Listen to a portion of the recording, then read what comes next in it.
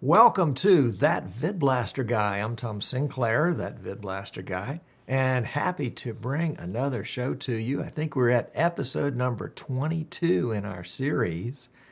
As you remember on That VidBlaster Guy, our basic premise is that one guy with one PC and the right software can do one pretty darn good broadcast, and that's what we're trying to do for you today. We're getting incrementally better. 22 broadcasts. Go back and look at broadcast number 1, 2, or 3 and see how rough around the edges we were. In fact, we've got on our show today the guest from broadcast number 3, Sheldon Neal. We'll bring him up in just a second.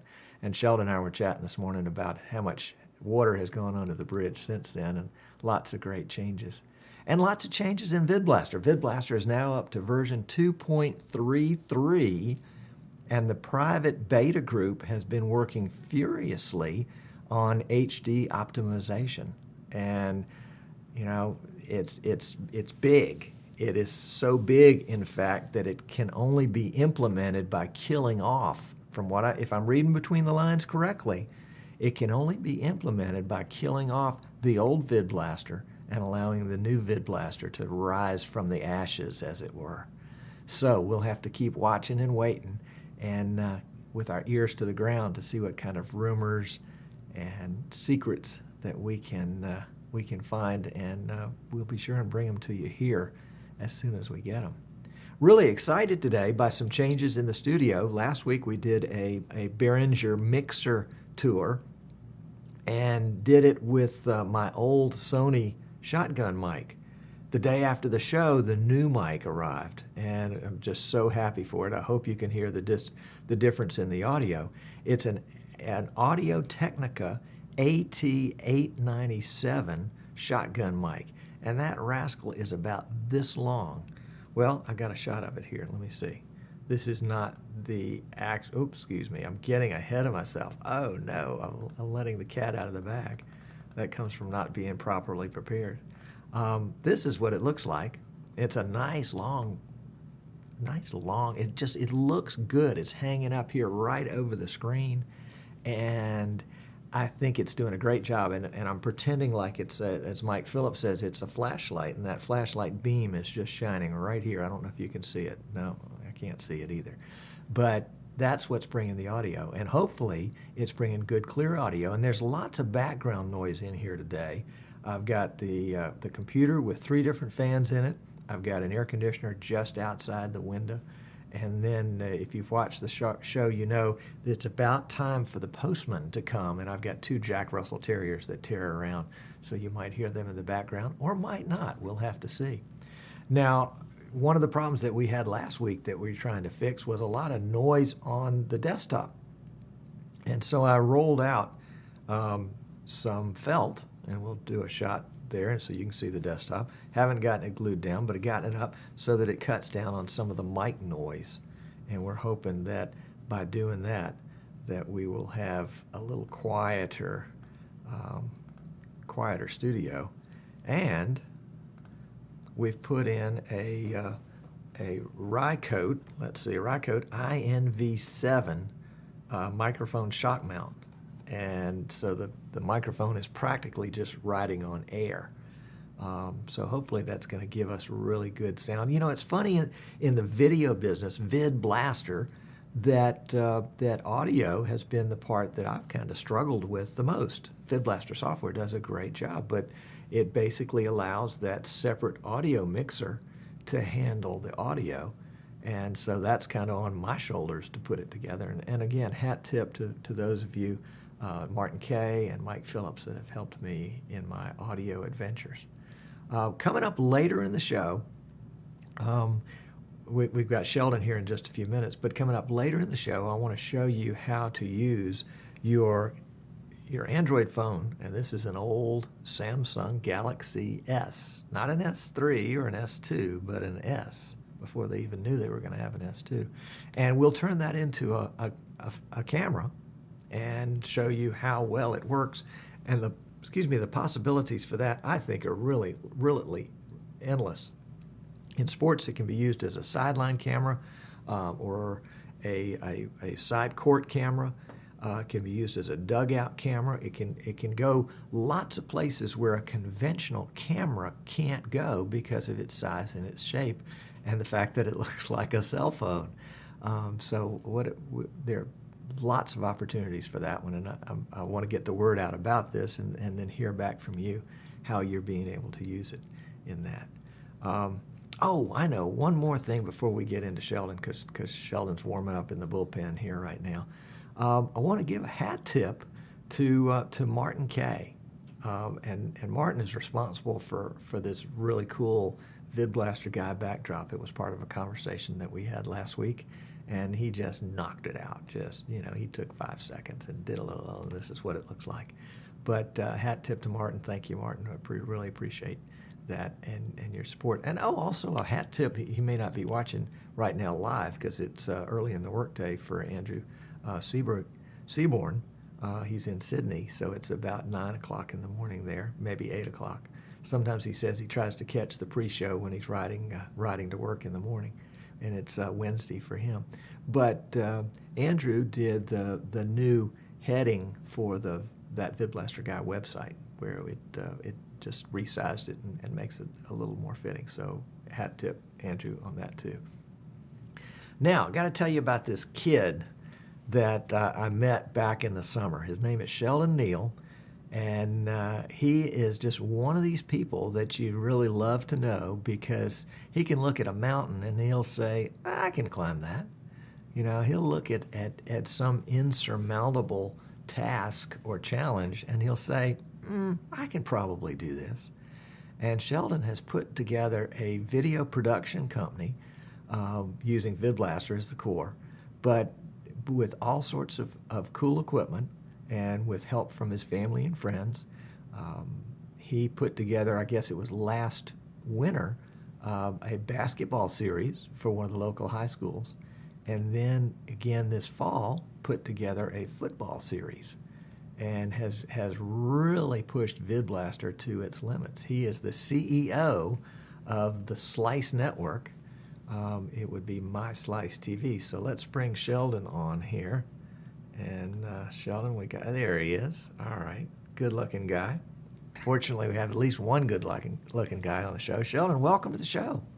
Thanks for having me, Tom. It's a pleasure. Sheldon was on show number 3 back in July, when we were still in our beta shows, very, very, very primitive. But he did a great tutorial or a demo of the VidBlaster Instant Replay, the slow motion, which had just come out, I think, at that point. And Sheldon, you've had a lot of chances to use it since then in football. Tell me about some of the experiences you've had there. Well, first off, I have to say thanks for having me, and I'm impressed with where your show's going. It's excellent. I'm reading the chat room, and they're like, "We love you, Tom. You're doing a great thing," and I'm loving the show. For the replay, they've got really low standards, so don't pay any attention to the chat room. Okay. The demo I did last year was just the standard regular replay, the original one that we had. We hadn't gotten the slow motion yet. Okay. So my first time using the slow motion was when football came, and it brought so many features I wanted. It was a early Christmas gift. Now you were able to save replays instead of having the 30-second buffer where you lost whatever you replayed. After 30 seconds, you were able to save those clips, and then you were able to change the speed, and you were able to slow it down or speed it up. And then one of the biggest features for me that a lot of people didn't really even mention is I could change the camera angles inside of an instant replay. So I can show a floor camera, slow motion, and then switch it to my up top camera in the same replay without doing any extra work. And so those were features that came, I think, over the summer, and it was a lot of fun. I definitely had to learn how to use it, and we talked about this morning, but we're spoiled that a lot of these cool and advanced features are so easy to use. But with the instant replay, this new one, I think it's number 3, instant replay 3, you actually had to come in with a little bit of knowledge. You had to know the math of the size of the footage and the speed of your hard drives, and you can't just go out there and just start thinking you're going to use it and it's going to work perfect. But that's an incredible feature that was added this summer. Sheldon, I'm going to make one small adjustment here and see if I can turn up your audio. So if you guys would just bear with me for a second. I thought we had this little audio thing squared away, but we're going to try to boost a little bit more volume from him. Okay. And let's give that a try. There we go. How's that sound? There we go. Well, Skype is just not being our friend today. We're just not getting good, clear audio from you. But, that's the beauty of this technology. When it works well as it's promised, it's really great. And if it doesn't, we're disappointed. But it's better than we could do if we didn't have it at all.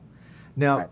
Sheldon, the experience that I've had with the instant replay has been that, we were spoiled with instant replay number 1 and number 2. The only difference between them is where it stored information. The first one stored it in RAM, the second stored it on a hard drive. But instant replay 3, where you're actually recording and saving every piece of footage from the time you start till the time you stop, is an absolute hard drive monster. I mean, it just eats gigabytes. Right. And I think in order to make that work optimally, if that's even such a word, is going to be for us to probably dedicate a hard drive per camera.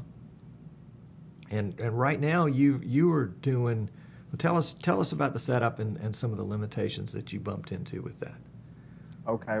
Well, first off, I was recording in HD the year prior, so I had to bring that down. My hard drives couldn't take 1280, 720 recordings and instant replay files. It just couldn't take it. And I have a pretty powerful PC. So I brought down my global resolution. Then secondly, I had to get a hard drive for each camera. I could kind of get away with having 2 cameras on one SSD, but then you run into the space issue, and you run out of space by halftime. So there's a lot of things you've got to play with. If you want to have your replays for the entire game, you've got to scale back on your quality a little bit. You've got to, maybe you can only use 1 camera as your instant replay camera. There's a lot of things you can change it up to make it work, but those things didn't exist at this level in the replay 1 and 2. Replay 3, you've got to kind of know what you're doing, and you've got to master that setup a little bit tighter. So you ended up with 1 camera to 1 hard drive. Right. And you weren't able to get a full game out of that. Yes. I had 2 spare hard drives, and I would put a camera on each. Okay. And that seemed to work fine, and I was able to last the entire game. So okay. That's worked for me. Okay. Yes. How big was the hard drive, and what resolution were you shooting? I'm doing the 860... 864 by 480. Right. Okay. So that's the resolution Okay. I dropped down to. Okay. And hard drives, I had 2 250s. 2 250s. Okay. Yes. And these are regular platters, or they were solid state drives? Both regular platters. Okay. What RPM? 7200. 7200. Okay. And so you didn't have any problems with the drives keeping up. You just had problems with them filling up. Yes, unless I put 2 or more cameras on one drive. Right. Yeah. So, but no, I didn't. I only had a problem when they filled up. Okay. And what I was doing for football is I would dump my replays at halftime and refresh, because what I would see happen is towards 3rd, 4th quarter, even though I still had hard drive space left, the hard drive would start slowing down, and that's normal. So, as the hard drive's starting to fill up and I'm starting to run out of space, the replay would start getting a little sluggish, it was letting us fluid. So, you really got to figure out, I think there's no perfect solution or perfect answer for this. You really got to know exactly what you're trying to do, how many cameras you want to have replay features on them, and you've got to kind of fine tune it for your own production. There really is no right perfect answer for this. I think what you and I chatted about this morning, and the concept that I've come up with, and I can't wait to test it, is number one, for VidBlaster Instant Replay version 3 to be completed, because we still lack that third of the 3 modules, the one thing that will allow us to put clips in a playlist. And if we can put, let's say we're talking about American football again for a second, and we've got 25 clips from the first half.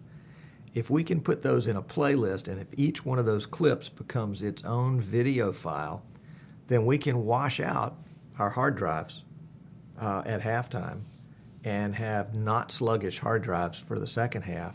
Plus, we've still got our 25 clips, so that when it comes when the game is ended, we can run those clips as a highlight reel, and add to them the ones that we've accumulated from the second half. I mean, I think that's going to be the perfect ending of this whole thing. But it's going to require for VidBlaster to finish and have that playlist module. That's the missing link right now. Right, that's going to be huge. I think the 2 things that's going to allow me to do is, not only will I be able to dump the full game footage that I didn't use, and I'll be able to have all of that hard drive back, I'll be able to save those clips, and I'll be able to not only use those for that game, but for future games, for the next game. And I can say, hey, last week, remember when this big play happened?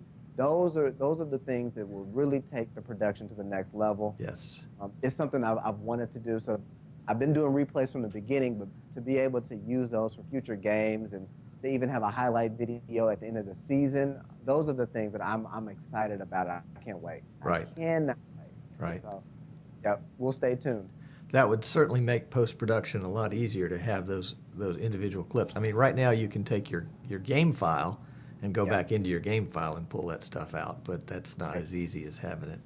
I've got a question in the chat room here for you. It's from Martin. He says, Sheldon, how do you clear the replay files? I think what I have to do, I will come over. I'm going to pull it up and give you an exact answer, because I don't know 100%. But I think I have to take the controller and I hit clear. Okay. Right-click that controller and hit clear. Once you hit clear, it's going to erase everything. It's going to erase your time code, and you're going to go back to zeros. And it doesn't know what camera you have either, does it, at that point? At that point, I think you have to. Well, no, because your cameras, your sources are still set to cameras. Oh, this is the controller that you're clearing. Yeah, so you just go to the controller itself and hit clear. It's going to, you'll hit clear, and then once you hit live again, it'll reset those zeros back to 0. You'll start back at the beginning. Gotcha. So basically it overwrites whatever was already stored on those extra hard drives. Exactly. It clears those temp files, and you start back at 0, and that's what I've done. That's a quick tip. It works perfect. Good. There's a take-home tip right there, folks. All right, now Sheldon, you are actually using high-definition cameras, and you're bringing in high-definition video into your PC. Tell us about that and how that interfaces with VidBlaster. Okay, last time I was on the show, I talked about how I have HD cameras, not very expensive, some Canon small cameras, and I would send HD into my Intensity Pros Blackmagic product, and bring it into VidBlaster, and I would either record in HD or stream in HD, and sometimes both. Because instant replay was so important to me, I had to bring that down, bring down my VidBlaster resolution. So, but I still wanted that HD quality. Once you get that and you're spoiled with that, you don't want to go back. You don't want to go back. So, I still have my cameras in HD, and I'll either down convert in the camera and bring it into the computer, or I'll down convert to the capture card. And I don't want to get too deep into it, but it depends on what I'm doing, which route I go. But Say for right now, my camera is in HD right now, and it's sending HD into the Intensity Pro capture card, and the card itself right now is down converting to 480, and that's what I'm seeing at VidBlaster. So that's how it works. Gotcha. And when I look at VidBlaster right here, I see a super clean, crisp video that you would think is HD. So it works, but that's how I'm doing it right now. Outstanding, outstanding. And you have pretty much a horse of a PC. Yeah, yeah. It's got 2 processors in it, 2 heat sinks. It's got, I think, 16 gigs of RAM. These are those are both quad-core processors. So 2 quad-core processors inside. It's a monster. It handles all of that stuff. I don't think I get above 50% doing everything I'm doing on my PC during games and broadcasts. So it handles it well. That's nice to have a situation where you're not CPU limited. The limitations now are the software not being finished and hard drive. Right. But you can cram a bunch more hard drives into that big old case, can't you? You know what? That's the only thing about this tower that I'm not a big fan of. It doesn't have a lot of empty hard drive bays. I'm maxed out as far as space for hard drive bays, and it's kind of shocking. But that's the only negative about this hard drive, about this case. But other than that, the PC just screams. It's a monster. Gotcha. All right, so, but there's also one other change you've made from last time in how your cameras connect to your PC. Tell us about that. Okay, and you know, in June when we talked, we were using component cable. We were using long component cable. Yeah, I remember you showed the video and you had cable coming. You were covered up with cable. Right. So that's what we were using, and I didn't really like using it, but to be honest with you, I didn't trust the Balance, the cheaper ones. I knew about Balance, and I knew that the expensive ones were the ones I thought I needed. And you know, I would see them on eBay for like $20 a piece, $30 a piece, $50 a piece, and I didn't trust those. I just knew that they wouldn't work. And then I got advice from you. I heard it from other people saying, try the Balance. And so I went on eBay and I found some really, really cheap ones. Here they are right here. But you know, the standard component Balance. I made sure to get one that had audio in and out, which that was a tip from you, with the Cat 5 on the end. These work perfect. So that just goes to show you, you know, sometimes the cheapies, the cheap products will do just as fine. And these, you know, I think I got 6 of these. I think I spent maybe $60, $70 for all of them total. Wow, you got a deal, man. Yeah, I did get a deal. They were used, but like I said, these worked perfect. So that's what I've changed with connecting my cameras. I'm running like a 250 to 300 foot run on all of mine, and yeah, and I know I've stretched it, but it works perfectly fine. I thought 150 or 200 was the max for component over Balance. I was told that, and I made a 250 foot Cat 5 cable. I'm using Cat 5e, and it worked fine. And then I made a 300 foot to see, you know, I want to test stuff, and that worked fine. So most of my cables are 250, but they have given me no trouble at all, no trouble. Now, you've made some changes on the audio end of your sports broadcasting setup, too. Tell us about those changes. Right. Well, after my first year of doing it, I said, okay, what do I want to focus on? Because you know this stuff can get expensive. And I said, what would benefit? Yeah, what would benefit the most? And so I decided to go with audio instead of dealing with video. I was content with my pitcher. I got compliments on the pitcher. We worked with audio. So I got a new mixer. I got a Yamaha mixer, MG124CX. Nothing fancy. It had built-in compression, so that was something I looked into.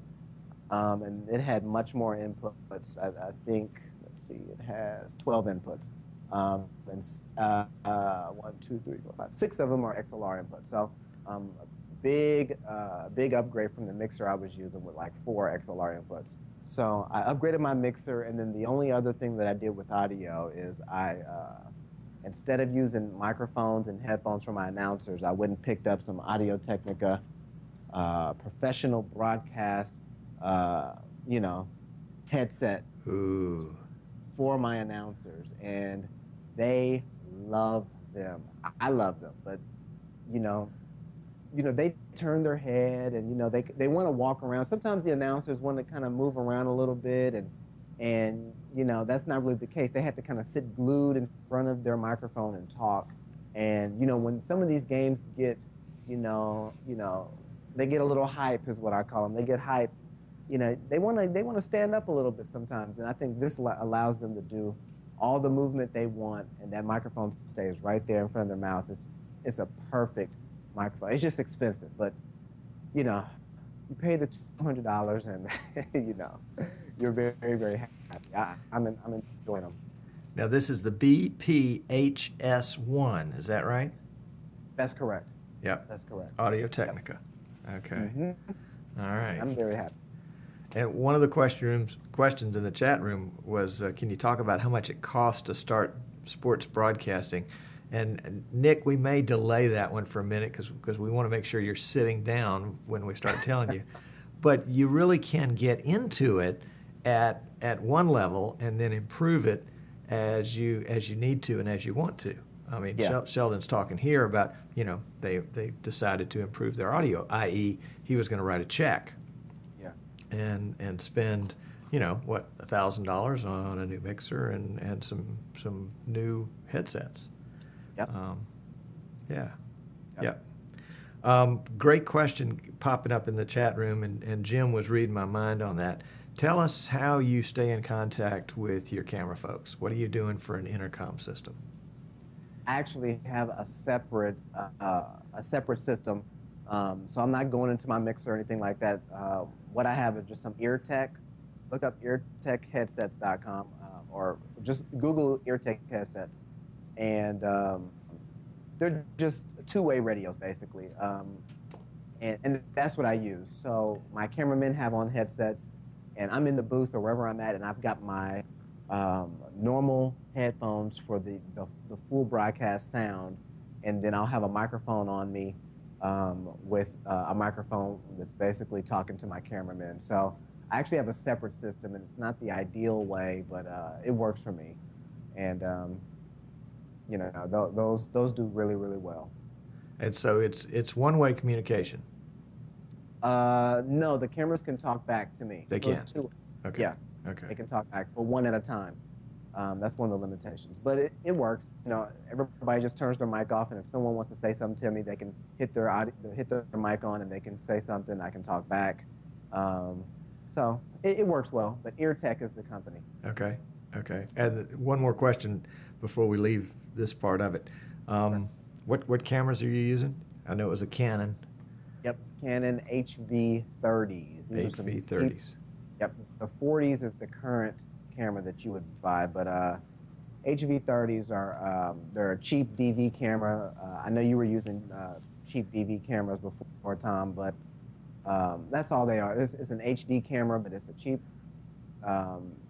little handheld camera that I'll throw it on a shoulder rig or I'll put on a big tripod, and it does the job.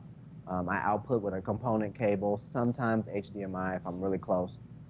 Depends on the project, but yeah, they work really well. And any HD camera, I think, will do the job. As long as you get a clean HD feed out, you'll be okay.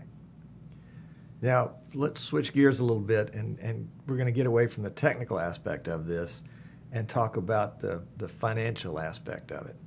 Okay. I know when we talked back in the summer, you were interested in finding some sponsors, some advertisers for the broadcast. How did that go? For the very first season that I did this, and we talked about this on the first show, I didn't get any sponsors. I took another stab at it for football here in the fall, and I was able to walk away with a couple of sponsors. part of it is just kind of knowing what your product is, what it is, and what you're going to be doing. Another part is that, I had support from the school, and they were reaching out with me, letting people know that, yes, Slice Network is partnering with the school, and if you help them, you help us. And having a letter from the school really helps out tremendously. Businesses would want to see that. And then, with the sponsors, it's still difficult. I mean, I don't think it's ever going to be an easy thing, but it takes a lot of time. It takes a lot of work, and one thing that I had for the second season that I didn't have in the first season is I didn't have a demo of my product. Right. When I did football here in the fall, I was able to go to car dealerships. I was able to go to restaurants, and I was able to say, this is what we're doing for the kids, and this is what the product consists of. This is not just one, whatever we were doing. We wanted to show them how we did it, and believe it or not, a lot of the restaurants and the businesses, they were really interested seeing what we did, and that helped a lot. That helped a lot. I remember after I'd had a couple of seasons of soccer, I had gotten a lead on somebody that might be advertising, and just happened to be driving by their office and popped in, and the guy greeted me very warmly and said, yeah, I've heard about what you're doing. Can you show me? And I didn't have anything on me, and I said, let me borrow your computer for a second. So I brought up one of the broadcasts that we've done, and he looked at it. He was just blown away. He's like, you mean anybody can go watch this anytime, and so any ad I put on here, they can watch anytime? I was like, well, yeah. Yep. And he wrote me out a $1,000 check. And I just popped in on the spur of the moment. Boy, yep. That's one of my success stories. Now, tell me, you shared a great story with me this morning. It was a great story because I was part of it. That's the part I like the best. But tell me about dealing with the car dealership. That was great because, Tom, you had told me it's going to be difficult getting sponsors at first, but if they say no, fill up those slots by giving them free advertising. And when you told me, I thought it was brilliant. And, I had a meeting with the car dealership, and I told them what we were doing. They were interested a little bit, but I gave them the details, and I gave them some prices, and they declined. And I walked out the meeting saying, what we're gonna do is this. If you can't support the team, that's fine right now. We'll stay in touch, but we're gonna give you free advertising anyway. Thanks for calling this meeting. We appreciate your time. We're gonna give you, a couple of slots on each game, and we're still gonna advertise whatever you want. What do you want us to advertise? And the next day they were telling me to come pick up a check, and ended up working with us. And that's one of those things that, you gave that advice. It was great advice. And now I'm at a point where if anybody says no, and I'm thinking that they're willing to work with me in the future, throwing out that, hey, we'll give you a couple of free slots here throughout the season just for taking the meeting. Sure. And they appreciate that. And so you were right. You suggested that. I think you brought it up on the show before, but it definitely it helps and it works. Well, and one of the things that I ran into, especially early on, because I wanted to have advertisers, I wanted to have sponsors, and nobody likes being the first person to a dance. Face it, you're out there all by yourself on the dance floor. You look silly, but it's a lot better if there are 15 other people out there with you, especially if one of them's a girl and dancing with you. But that's a different story. What I found out was that I can go to local and regional charities like the Red Cross and United Way, and they've already got 30-second spots developed, and they were just loving it that I would run their stuff for free, and I used it for filler. And basically, the message that I was trying to bring to my viewing audience is, hey, we're doing good sports, and we're supporting the community because here's the community stuff, and we also have slots for sponsors. And what I found was that nothing succeeds like success, and nothing succeeds like the perception of success. Right. Being perceived as successful Well, from the outside, that's as good as being successful. And that's one of the ways that I used to bring more sponsors to my shows was to have the appearance of having lots of sponsors and lots of people that wanted to get their message out through my medium. And it really worked. And it just, and everybody came to the party and everybody had a great time at the party. And that was the thing. Yep. Yeah, yeah. And so I'm delighted that worked for you. That's good. That's Great good. advice. And great story that not only did you come out of there making a friend and giving them more than they gave you, but they they kicked in with a check after that. Holy cow. That's taken my concept. See, I never got my concept to work quite like that, Sheldon. You have one-upped me on that one. Definitely on that. Let's see, what else we talked about. You're still using family members to help you in the broadcasts. Family, friends, just I'll call up. I've got friends that love doing this stuff. They either love audio, they love camera work, they're just super techie and computer geeks. And I can use geeks because I'm a little geeky, but you know, we all kind of team up, and it's just a team. We all work together. We also grab students that want to help, and have them doing all kinds of stuff. So it's a big team effort. And when you've got a school that's willing to work with you, they can get you some resources that you need. And if you need some arms and you need some muscles to help bring stuff in, or if you need some stuff set up or cables ran, yeah, they can help you out. They can help you out. It really is about relationships, isn't it? It is the entire process from beginning to end. Yep. Because if you've got good relationships with in this case with the school, and trust.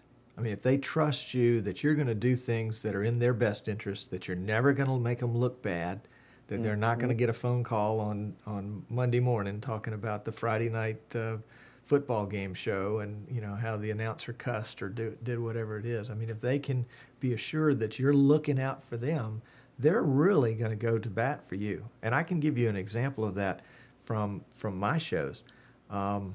And in fact, I'm gonna be doing soccer again this spring, even though all my kids have graduated out. They've twisted my arm and convinced me to do another season.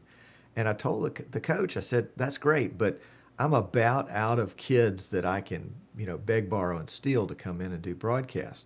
You got to get me some bodies. Yep. And he said, okay, that's no problem. He said, what we do at our school is in the last period of the day. All of the athletes, in this case the soccer players, have physical education in that period. And so they come and they start their practice for the day. They're able to start it actually during school time. And they'll practice, for maybe an hour after school ends. So they'll get in a 2-hour practice. And frequently they will have as part of the team students who are not players, but who come to assist the team as managers. And they pick up the balls and they move things and they do kind of the grunt work. And they get the benefit of this athletic PE too. And so he's used some of those guys, in fact, recruited a couple of extra ones for the spring term to be the camera people and the gophers and the lifters, toters. And I'm going to teach them every part of it. Because for one of them, it may just, pop his imagination open of what he can do, what he'd love to do for the rest of his life. Like you and I have kind of been bitten by that bug. Right. And it's only because the coach trusts me that I'm not going to do anything outlandish, that my heart is in the right place and that I'm working for the benefit of the program. And so it really is that good relationship with the schools that makes it happen with the individual people. Somebody's got a question in the chat room. Let's see. One more question starting off. Where do you get the internet from?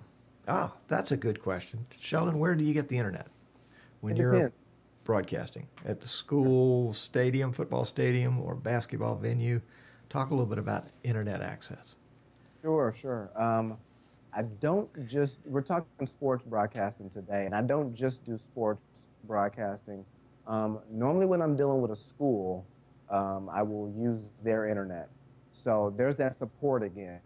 The school that I'm partnering with for this year are extremely accommodating. And so I'm having meetings with the IT people that give me access onto their network.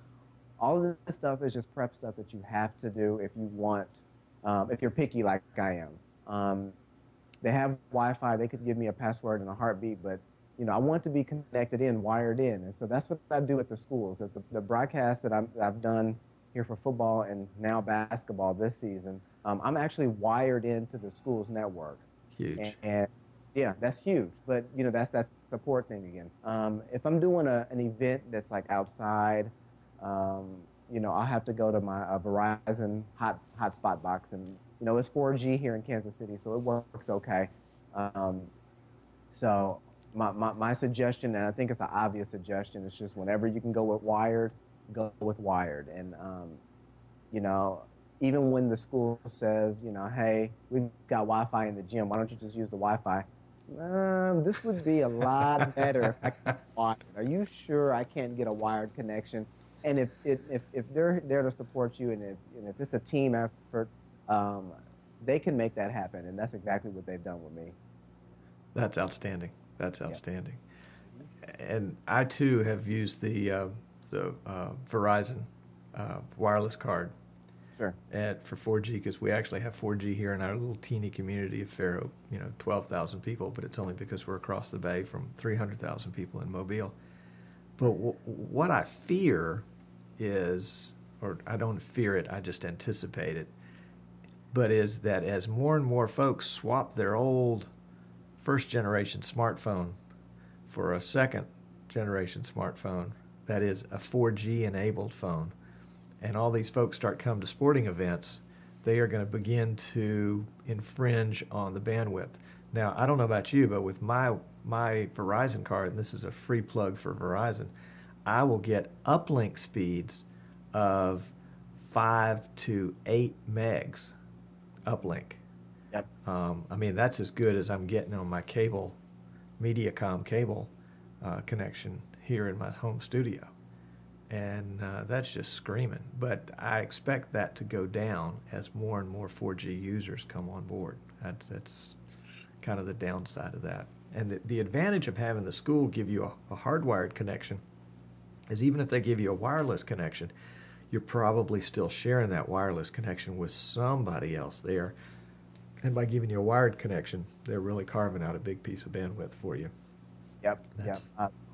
Whenever I can go for wired, I can't even, if I have to call a meeting with someone in IT or whatever, if they're allowing me to do it, I go for wired.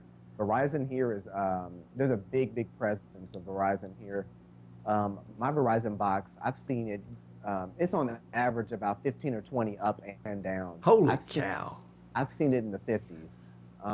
No way. Oh, yes. So it, just on a normal day, my Verizon box is twice the speed of my home internet, always. Incredible. And so it just depends on what area I'm in the city, how high it is, but I get extremely good connection for Verizon. I think Verizon's the only carrier in Kansas City that's that fast. So. Wow. Folks, if you're just joining us, you obviously know you have come to that VidBlaster Guy. You didn't get here by accident. But my guest today is Sheldon Neal with Slice Network, and we're talking sports broadcasting. His website is myslicetv.com. But Sheldon, you don't just do sports. You've gotten, I won't say gotten away from sports, but you've branched out. And the word on the street, I've been talking to some of my sources, and they've said that you have even done a fashion show. Is this correct? I'm doing all kinds of stuff. I'm shooting commercials. We're doing all types of events. We've done a fashion show. Yes, we're doing all kinds of stuff. How did the fashion show go? That's amazing. How cool is that? It's cool. I mean, I've got friends that are designers and they're fashion people. I am not. I know I look decent today, but trust me, this is once a year. But I've got really fashionable people in my circle, and some even on my direct Slice Network team. and they come up with ideas, and I turn into just the production person on how we can shoot this or how we can broadcast this. So there's all types of stuff. If you go to Slice Network now, myslicetv.com, before the election came, the U.S. election, I shot a video, with young people on why it's important for young people to vote. This wasn't endorsing any particular person. This was just young people voting. And so that's the kind of stuff that I want my company to do. I want us to broadcast events, but then I also want us to film and shoot all types of projects. So it's a lot of work. But it's a lot of fun. We have tons of fun. It is definitely a lot of work. Oh yeah. And if you weren't passionate about it, it would be a job. It would be a job. Yeah. Yeah. Yep. Yeah. I understand that. Goodness gracious. Since the last time we talked, which was this morning, I had a chance to pop into your website. And folks, I hope you'll do that too. I hope you'll take a look at what he's got, because there are all sorts of great ideas you can steal. I'm an idea stealer from way back, and I love stealing ideas, and I went to Sheldon's website and I looked in what I think is his football archive section, and there were two things that caught my eye, and you'll have to go look at them yourself because I don't have them queued up to show you here. One was, it was a picture that obviously was a link to a video that showed a young man about 12 or 14 with a microphone in his hand, and he is interviewing a football player, obviously after a game or something like that. And I would guess that it was your brother. Actually, that was a student that was a student. Okay. Volunteer student. Yep. Volunteer student. That was just, I didn't have time to watch the whole thing, but just that whole little vignette right there just caught my eye. The second thing that caught my eye was a pregame show that you guys put together. Two of your announcers talking about the upcoming game, standing out by the field, I guess. And tell me about that. Was that pre-recorded, or did you stream that live? How did you get the idea for it? Unpack that one for us a little bit. Sure. We were doing these broadcasts, and then, once again, this is that support system. When you're in a good environment, you'll get the support. One of the teachers at the school was saying, this is really, really cool. You guys should do a pregame show. And as soon as they said it, it smacked me in the face. As soon as they said it, I said, we will do one next game. And, most of them were pre-taped. So we did it maybe a day or two before. Okay. So we cheated a little bit. But we would go out on the field, set up a camera. We would shoot it in super, super high definition, and and then play it back. But that's really all it was. And we would have a guest on each week. So we would have maybe the band director, or we'd have the new assistant principal, or actually the new head principal. We had a guest each week, and so it turned into like this 10-minute pregame show. We highlighted the last game, and it turned out great, and people loved it. And it gave me that first 10, 15 minutes of the broadcast opening up, getting people, in the mood of the game, and it was a good warmer. It warmed us up. It's warmed us up for the night. It was nice. All right, let me go back and make sure I've got this right. So on Tuesday, Wednesday, or Thursday of a game week, with the game occurring on a Friday, yep, you would put together this pregame show, tape it, right. Yep, and then you wouldn't show it to anybody until Friday afternoon or early evening in the pregame portion, and so that's the warm up to the show, and you had a sponsor for it, I heard. We had a sponsor for it. And on top of that, and this is just kind of that TV magic, the script that I would write for the pregame show and the script that I would have the announcers work on, everything, obviously we talked like it was tonight. So, people really thought that we had taped that night, but, or we had broadcasted that live, but no, we would be talking, well, tonight we've got a good game, and it was really in 3 or 4 days. So, but yeah, we had a sponsor for that, a small sponsor that I believe it was a pizza shop here. But yeah, it worked out. I mean, people enjoyed it. It was great. That's great. That's great. Now you're moving from football to basketball. That's correct. And we talked this morning that most of your football sponsors are not moving with you. And we talked about using the old Tom Sinclair trick of, giving them something for nothing and seeing what happens. So I really want to come back and grab you again in the spring and see if that produced any fruit for you. That would be great if it did. Yeah. I'll be sure to update you and let you know. All right, let's see. I'm checking through my notes here that, and Sheldon has promised us, he didn't really promise it for this time. He alluded to it, but he didn't promise it, so we're not gonna hold his feet to the fire on this. But he has promised. Did you promise for next time we're gonna have a studio tour? We'll have a studio tour of my entire setup when I'm broadcasting a game. What I do have, and I don't know how we are on time, but I do have, I'll show maybe 5-10 seconds of a game that we did this fall in football. And I just picked a really quick clip, but a clip where I show a graphic come in of a player.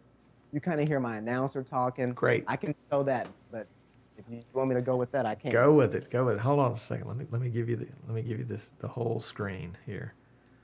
All right. Okay, we ready? Ready. Okay.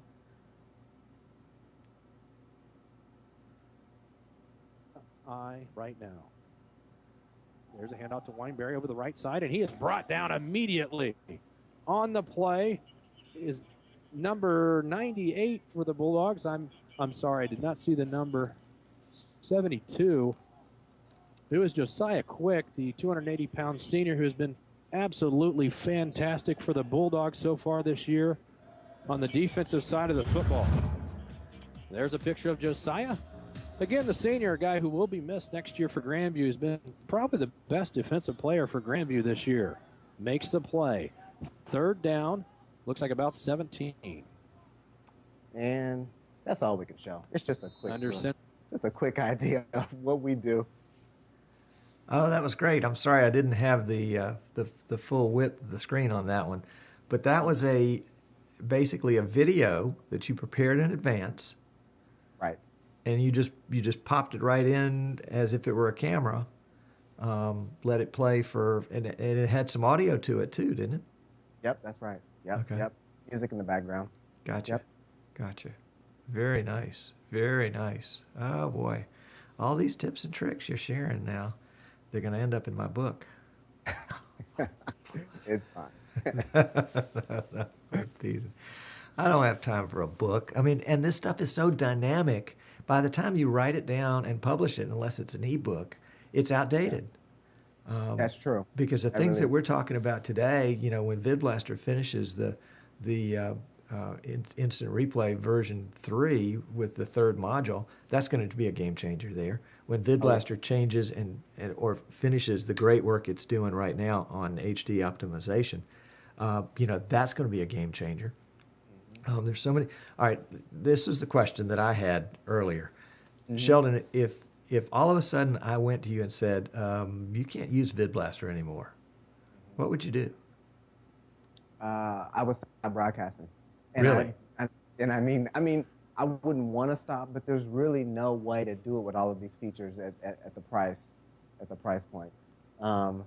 My only option that I could think of off top would be to get a TriCaster, and that's completely out of any budget that I have. Uh-huh. So, if you told me I couldn't use VidBlaster, that would stop the operation. Wow. And I mean that. Wow. And folks, this is not something that we have pre-rehearsed. This is a question that I've just now came up with, sent him out of the blue. Full disclosure is needed. I am a VidBlaster reseller, so if you're interested in the product, you can buy it through me. There's a store here on this website, but that's not the reason why I set Sheldon up. I really wanted to hear what his question. I thought he'd say, well, I'd go out there and see if I could find this and this and this, but you've already looked out there. Yeah, look. I really don't like. I mean, and it's not to knock Wirecast, but I think Wirecast is the only other software that kind of does what VidBlaster does. It's the only competitor that I know of it in the same price range, and I can't work with it. The layout for VidBlaster makes much more sense to me than Wirecast. And VidBlaster to me does a lot more. So if VidBlaster was taken away, I would still do production stuff. I would still film stuff, but I could not broadcast anymore. And that's just once you use VidBlaster, you know that that's the truth. That's really what it is. You're spoiled. Yeah. I'm spoiled. Yeah. No, I understand completely. I understand completely. Got a question here in the chat from Intermedia. Sheldon, how do you use animated graphics for your scoreboard? And I guess the question is, are you really using animated graphics, or does your graphic just look that good? Those are animated graphics, and that's one of the things that I'm super impressed with our broadcast, because we really do have some amazing graphics. But you know, we make them in After Effects, or we edit stuff in After Effects, and then we export it and we play it back in the player. And it takes a ton of work to do it live on the fly like that, but you know, that's something you just have to get master. I mean, it's not super straightforward, and it's not something that you can just do really quick. That takes time, but get you somebody that can edit in After Effects and make the graphics, and then you'll just put them in a player, and it'll work. And it just plays. It just plays. Oh my goodness. There's a couple of things you have to do to make them play right and to make it look sharper, but the basis of it is very simple. I mean, we are using animated graphics that are made in you know, 3D programs, and then making AVIs that I've been playing them in VidBlaster. So that's what we're doing. And you're using chroma key to get it in? That's right. Okay. Yep. Okay. If the player, but I guess it was an animated graphic. Yeah. Yep. All right. Very good. Very good. Well, you may have to help me out and do a little demo for me on that. I won't get you to be the full guest sometime, but just come in with a little 5-minute segment, 10-minute segment on that. Sure. And if you even, how are we doing on time, Tom? Are we about wrapped up? We can go a little longer. How about that? I'm going to give you 10 seconds of what it looks like when you're done. All right. This is something I'm using for basketball. Hold on a second. Let me reconfigure this capture. Sorry, folks. We're doing a little something here on the fly, but I want to try to get as much of this in. Oh, golly, that didn't work. Let's try again. Sit tight 1 second. We want to try to get as much of this in as we possibly can for the full value. So it's going to take a little on-the-fly translation. Okay, there we go. We got Sheldon on the full screen. All yours. Okay. I'm going to show you, and this is just me doing this really quick. Let's see.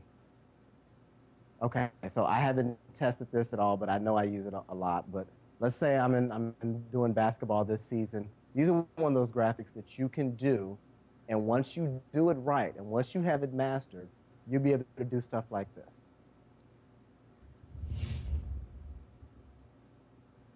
Get out of here. Oh, my word.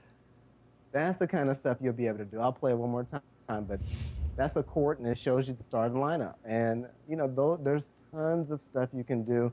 I'm playing with my guys on seeing how we can time our replay transition, but, you know, there's even stuff like that where, you know, you've got a replay slider coming through. Oh, hold it. Do that one again. I messed it up on this end. You got a replay getting ready to come in, and you'll hit play on here, and you've got the replay fly up. And then when that passes through the screen, you've got the actual clip that you're able to show. So there's a lot of stuff to do to make this super high-tech and super professional broadcast quality. So we're having a lot of fun over here. You know, you can take a hammer and you can hand it to two different people. Mm-hmm. And one person will build a house and one person will hit their thumb. Yeah. And it's not the hammer. It's the craftsman. And you have taken this stuff to a craftsman level. This is really fun. Now, what was your background? I mean, did you work for ABC Sports or something like No, that? no. When you opened up saying that I was a kid, I was a young guy, and I really Yeah. am. You know, right after, when I was in high school, I started getting into video stuff, and it started there. I don't have any formal training in production and video stuff, but I have years of experience of me bumping my head and kind of, you know, feeling my way through stuff. But you know, it's just stuff I've been doing for so many years now. That's I've just got a lot of experience with doing it. I'm nowhere near perfect, and you say ABC or whatever, no, I don't have any training like that. But it's a true hobby, and it's something that I love doing every day. And with much practice, you get better. And you're figuring it out as you go along. Yeah. That's correct. Yep. Yeah. Yep. Last question from the chat room, and then we'll kind of move on to another subject. Which edition of VidBlaster are you using? Are you using Pro or Studio or I'm using Studio. You're using Studio. Okay. Yep. And I just upgraded to Studio right before football season. So say August, September. So I've been using Pro up until a few months ago. So you can do all of these things that I'm doing. It's not like I have the broadcast version doing, all of this stuff. All of this stuff can be done on the Pro version. You just run out of modules quick. Right. Yes. Especially Yeah. if you're using instant replay. Yeah. Right. Yeah. All right. Well, it has been a treat, Sheldon, to have you on the show today. And I figure when does basketball season end? Like March? Yeah, February, March. Yep. March. So maybe come March or April, you'll come back on again.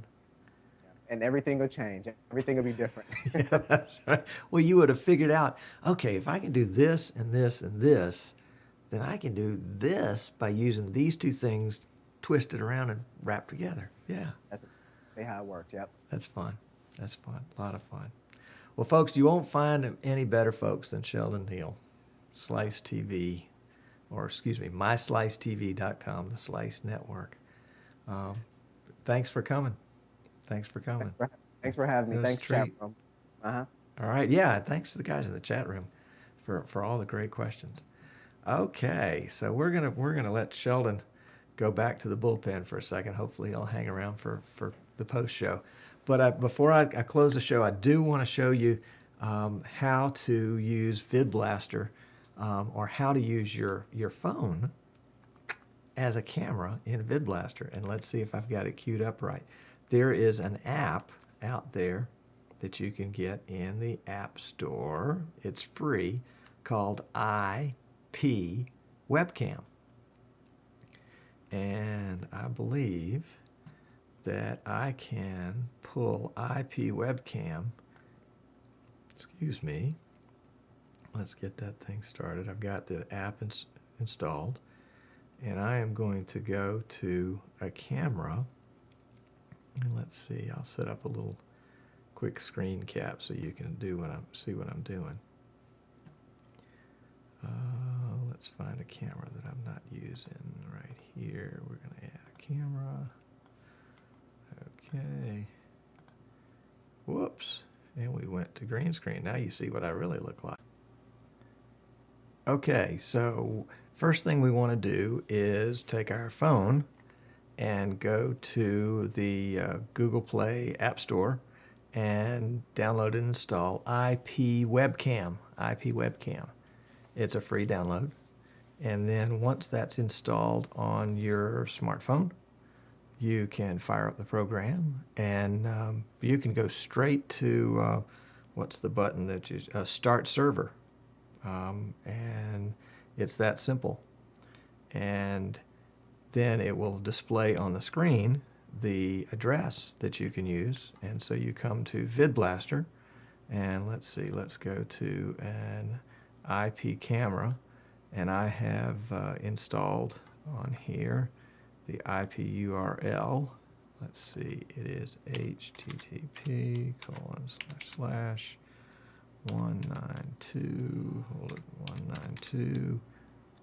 Let's try that one again. 192 dot, oops, I lost it there.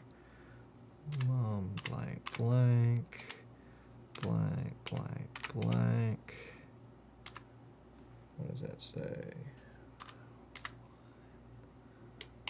And then the port, and then the video feed, and then the username that I've set up in my phone, and the password that I've set up in my phone. And let's see if I've got that right. Let's try again here. And that should do it. IP URL, did I get all that right? 192.168. Yeah. And there we go. Whatever is on my phone, in my phone's image, is now there. You can see the green screen. You can see it's just a phone, and cameras looking at cameras. How about that? I think that's pretty neat. Now, right now, this is just running through my home network. You have to do put in a different URL, obviously, if you're going to run it remotely. But that's how you do a webcam on your phone. Pretty cool. I like it. All right. That VidBlaster guy, that's me. Later. So, yeah, I figured, I feel the same way. Aww. But we have come to the end of our time. I really do appreciate all the folks that tuned in today. For those of you that tuned in live, and I appreciate your questions in the chat room. If you didn't catch us live, by all means, come in and catch us live next week. We're on every Tuesday at 3 o'clock Eastern, 8 o'clock London time. We will be taking Christmas Day and New Year's Day off, but I've got some ideas floating around in my head. So we might do like a Christmas night kind of thing, or a New Year's Day night kind of thing that won't be quite such a planned show, but can kind of be a little community gathering. I'll get the chips and salsa. So we'll work on that. But I'm Tom Sinclair. This has been That VidBlaster Guy, coming to you from the VidBlaster Guy studios in Fairhope, Alabama. If you're interested in VidBlaster, I can provide you with the product key. Just shoot me an email and we can negotiate a price. We're just a tad cheaper than buying it from VidBlaster Direct. If you want to upgrade, we can help you with the upgrades too. And if you need some counsel, shoot us an email. We'd be happy to try to help you with the problems. I am one of the moderators on the VidBlaster forum, so if you post a question there, not only me, but several very able folks will be able to tune in and help you with whatever the issue might be. And so with that, we're going to close out the show, and we'll see you. So we'll see you next week. How about?